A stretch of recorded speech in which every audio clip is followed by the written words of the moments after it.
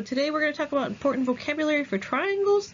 Specifically, we're going to talk about medians, altitudes, perpendicular bisectors, and angle bisectors.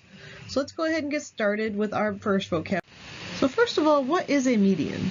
And as a reminder, if I go too quickly, please feel free to stop at any point in time so that you can copy down anything you need to copy down. A median joins the vertex at the midpoint on the opposite side. The diagram down here below shows all three medians, which are concurrent at a point called a centroid. So what that means is this important word, centroid, is this middle point. That is the centroid. Let me actually use that in a different color because that's going to be really hard to see. This is a centroid, that middle point right there. And if I was to look at one triangle with one median, here's my triangle, here is a line going down the median, cuts both of those in half for any triangle. So that's the definition of a median. Our next important vocab word is an altitude. Now an altitude passes through the vertex and is at right angles to the opposite side. So it's a little bit different than a median.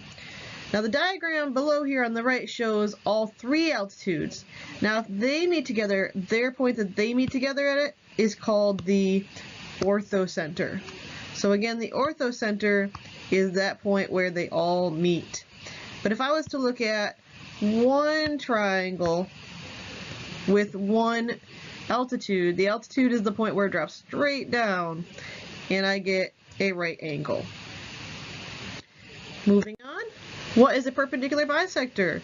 Now a perpendicular bisector, this is the big one, is a line that passes through the midpoint of a side and at right angles to that side. Now this diagram again shows all three perpendicular bisectors which are concurrent at the point called the circumcenter.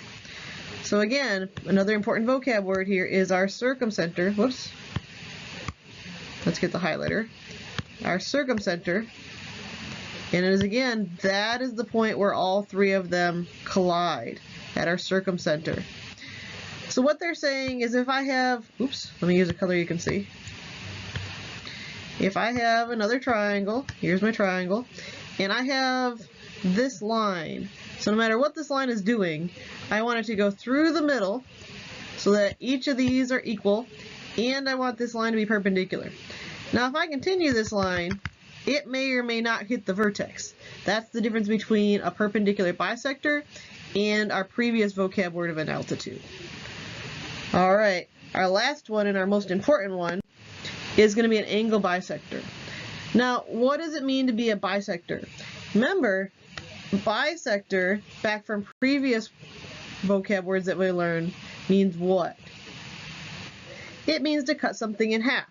So what are we doing to the angle? We're going to cut it in half. So what's really important about this is that this angle here is the same as this angle here, and these two small angles are half the size of the entire big one, and this line is actually the same as this one. We're going to use these both important features to start doing some problems. Before we do that though, I've got two important theorems that I want you to write down. The first one is the angle bisector theorem. Now the angle bisector theorem says that if a point on the bisector of an angle, so if I put this point D, it is equidistant, so equally distant from the two sides of the triangle.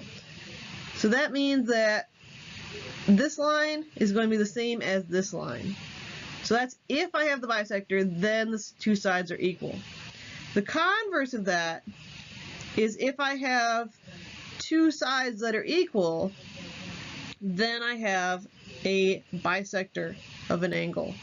So that means if I have these two, if BD is equal to DC, then that is going to tell me that angle ABD is equal to angle DAC.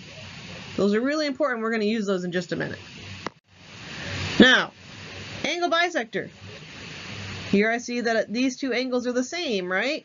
So we are going to use the first definition of our angle bisector. That says that this side is equal to this side here. That means if I can set up an equation, I'm going to say 5x plus 10 equals 17x minus 14. Now you should pause the video for a minute and see if you can solve this on your own, and then see if you can follow along with me.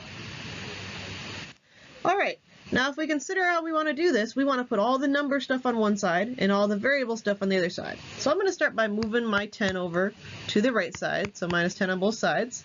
That cancels those out, and I get 5x equals 17x minus 24. Next I'm going to subtract 17x from both sides, so that I can get all my variables on the left side. So I'm going to get negative 12x equals negative 24. Whoops. Equals negative 24.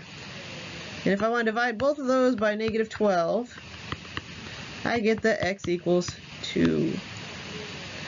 One more and we are all done for today. Again, angle bisector.